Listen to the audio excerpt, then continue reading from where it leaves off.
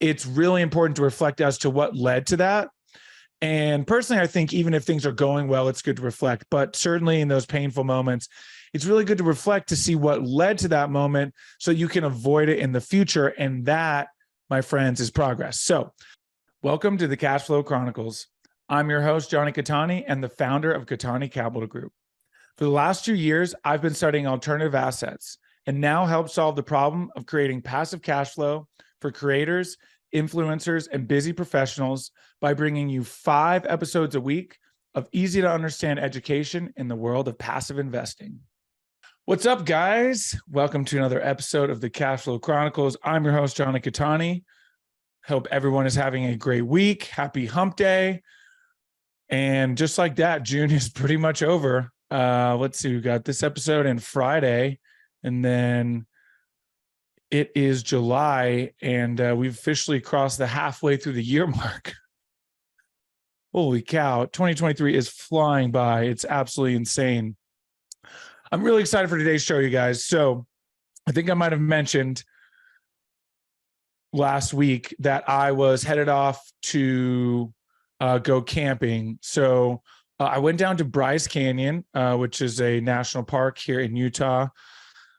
And it easily became my favorite national park that I've been to. And I've been to most of them in Utah. And then all the others were years ago. So I need to do a big national park tour, especially out here on the West, because they're absolutely gorgeous. But wow, it is such an incredible place. I mean, so first of all, it's got the largest collection. I don't think that's the right word, because they're not, I guess they were kind of collected. The largest concentration of hoodoos. And what hoodoos are, the voodoo that you hoodoo. Hoodoos are a rock formation, rock phenomenon that basically the rock erodes and it essentially becomes like a spire, like so like you think of a big rock, it erodes away and it becomes like a spire, and then at the top is like a rounded piece of rock. It looks like a mushroom head, and they come in different shapes and sizes. They're not always that proportionate where the top is, but basically the largest collection of them. And you guys, this place is nuts. They put so much effort into their clean air that it's got the cleanest air in the country.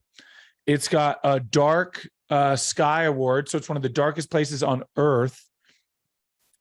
And that's due, one, because there really is nothing around. There are no towns around. Now, there is a town of Bryce, but it's so small and there's like zero light pollution. Like there's no lights in the town, and they use they're only allowed, even the outside lights are only allowed a certain wattage. And then the air is so clean. So it is one of the best places to see the stars. It was absolutely magical. And the reason that I bring it up, and I'm telling you about this, A, you need to put it on your bucket list if that's what you're into. But B, I went down with one of my very, very good friends. Shout out to Lindsay. She's an adventure buddy. We met during COVID, and we have been adventure buddies ever since. We've done a bunch of backpacking trips. We've done tons of hiking, mountain biking, you name it. We've done it. And we kind of fell off. Did some stuff in 2021, and then we didn't do anything last year. In fact, I don't even think I saw her last year, not in person. I mean, we chatted, kept up here and there. So she got married, and her husband is not into those same hobbies. And between me starting my business and being so focused on that, I got away from adventuring too. And a couple of weeks ago, she hit me up, was like, I need an adventure. And the timing was very serendipitous because I was feeling a little bit down. And I've talked about this before. I'm a big reflector, right? So Ray Dalio says pain plus reflection equals progress. So essentially what he means there is when you're in pain, it's really important to reflect as to what led to that. And personally, I think even if things are going well, it's good to reflect. But certainly in those painful moments, it's really good to reflect to see what led to that moment so you can avoid it in the future. And that, my friends, is progress. So part of my reflection in that downtime was that I stopped adventuring. I have an adventurous soul. I need the outdoors, hiking, especially exploring new places. And so anyway, she happened to hit me up, like I said, when I was kind of feeling down. It was exactly what I needed. We kind of planned it just impromptu. She really fills in all the gaps that I don't, because she's such a planner, and had all the details and made an itinerary for us, which, I'm not a big itinerary person, but knowing at least the details, the outline of what we're supposed to do so that we can be prepared was just so amazing. So we had an absolutely incredible time. They've got a bike path that runs through the whole park, so you can ride your bike all over. We did some of the most amazing hikes that I've ever been on. And what ended up happening is, so she's very intelligent. And so we were able to talk about a lot of things, emotional, spiritual, professional, and ultimately we're able to give each other some insights because we both have very different perspectives on things, not just because of male and female, but just because of our backgrounds. And it really led me to understand what direction I really want Cattani Capital Group to go. And so that's what I want to talk about today, is these epiphanies that I had in terms of the direction that I want. Now,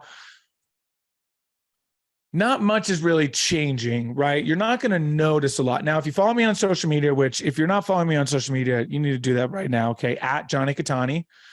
Follow me on social media. And the point that I want to make is these epiphanies, what it led to is that, don't get me wrong, I'm all about education and teaching new people what it is that I do, those that are very interested, right? It's fun to teach new people about this world because, I was having this conversation today in my DMs with someone, and, they were like, I need a financial advisor. Like, I really don't understand some of this stuff. I posted a thing about how Fidelity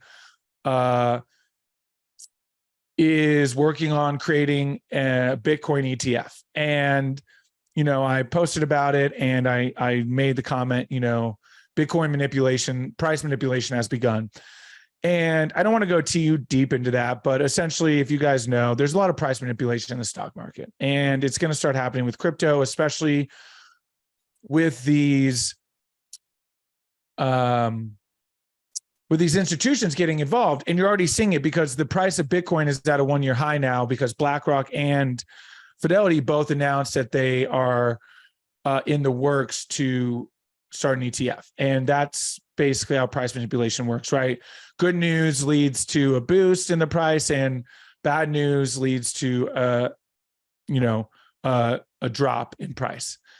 And that's why these analysts have so much power over the stock market, and why no matter how much homework you do, and how much charting you do, you can't account for some analyst putting out a bad letter, dropping their rating on a stock, and the stock dropping. So ultimately, it led to some conversations in the DMs, and really the point I'm getting at is that this person wants to be wealthy. And I let her know that wealth is not made in the stock market. I've talked about this ad nauseum. I've talked about it on other people's podcasts. It's kind of the platform now that I'm using for my podcast tour that I'm getting ready to launch, is that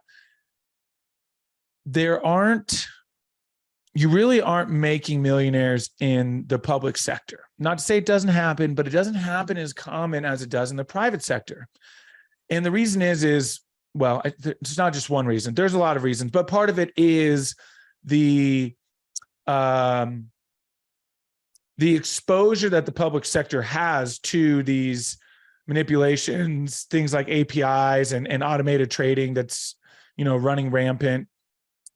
And so, ultimately what I realized for CCG and the direction is that, of course, we're going to stay private. That was never a question. But, for so long, I was jumping on the hype train of like, oh, content. I've got to get as many people in my investor list as possible. And while it is good, and I do want to grow my list, I don't want to take away from that. And certainly, I will obviously be always pushing people to join my list.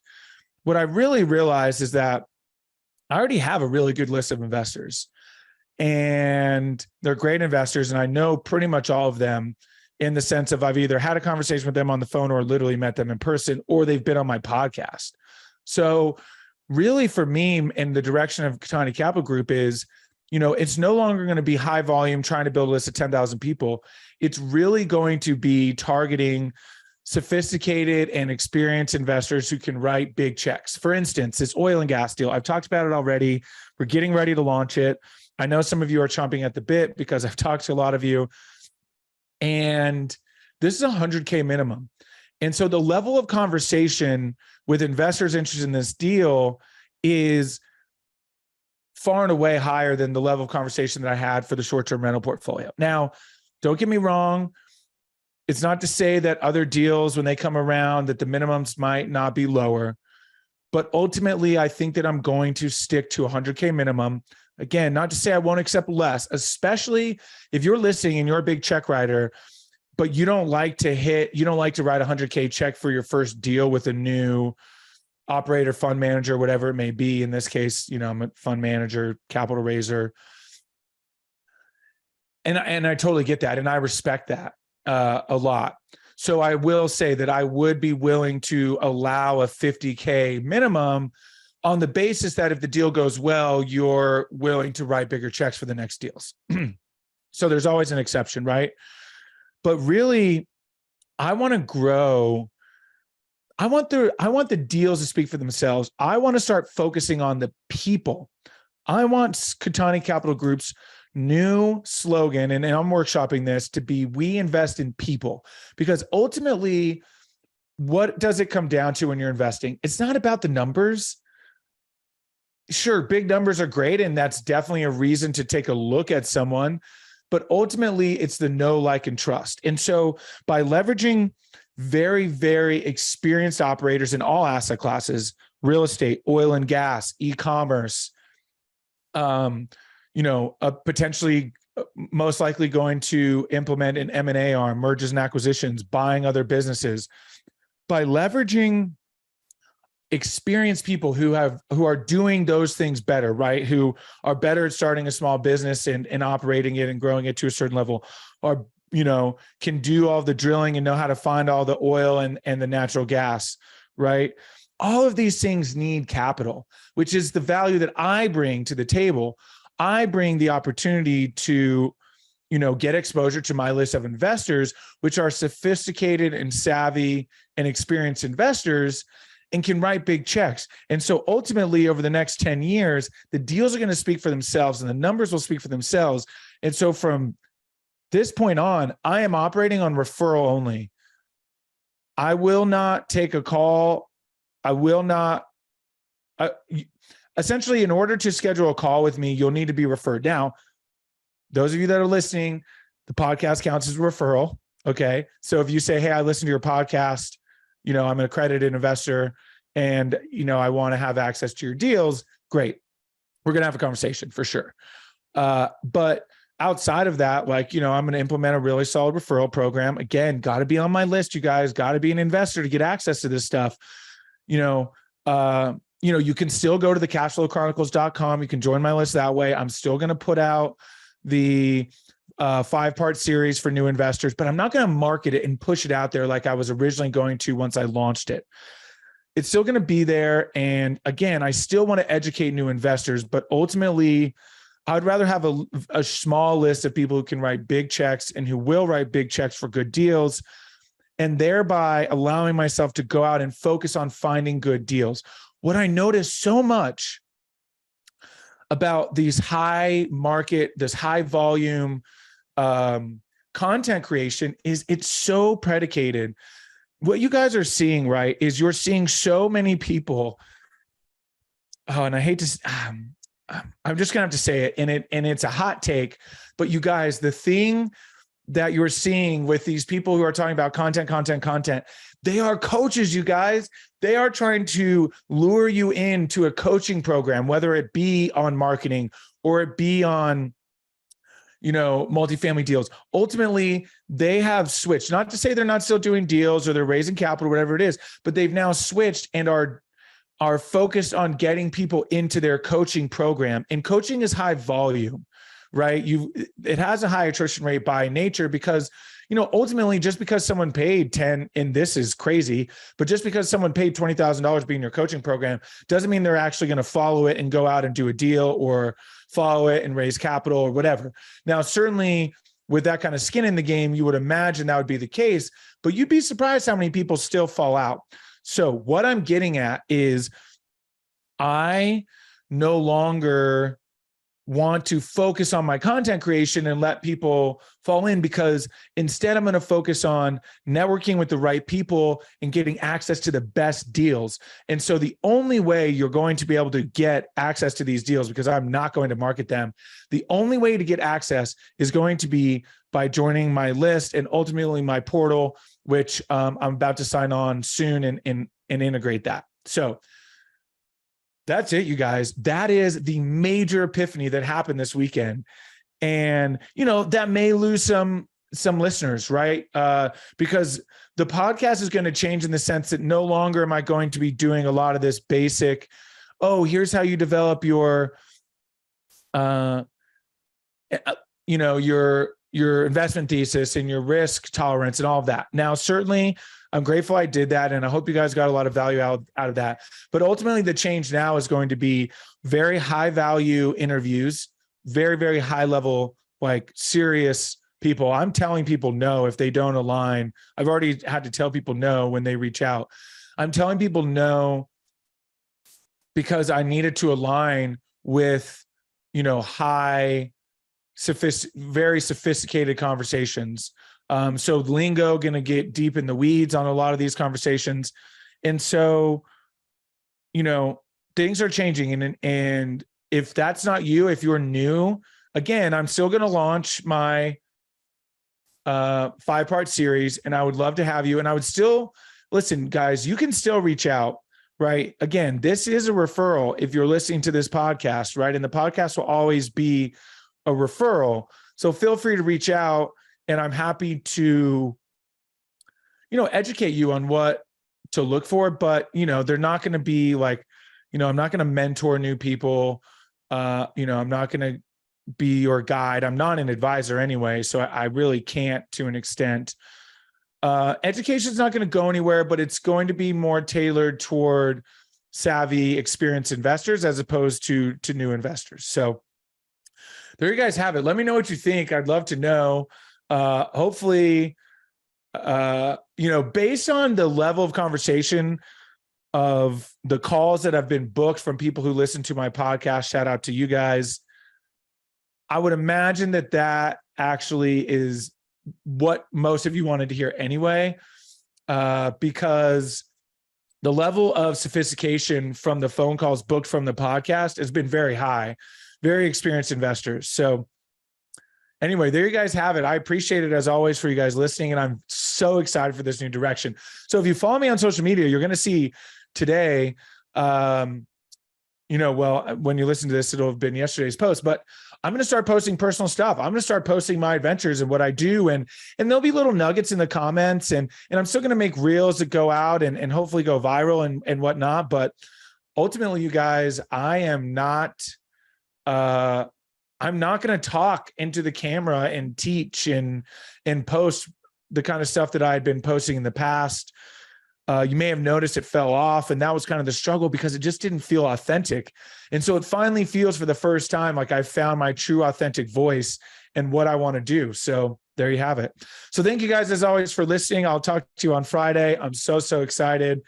And look forward to the future of Cattani Capital Group and doing deals with you guys. See ya. Thank you again for tuning in. Who do you know that wants more cash flow?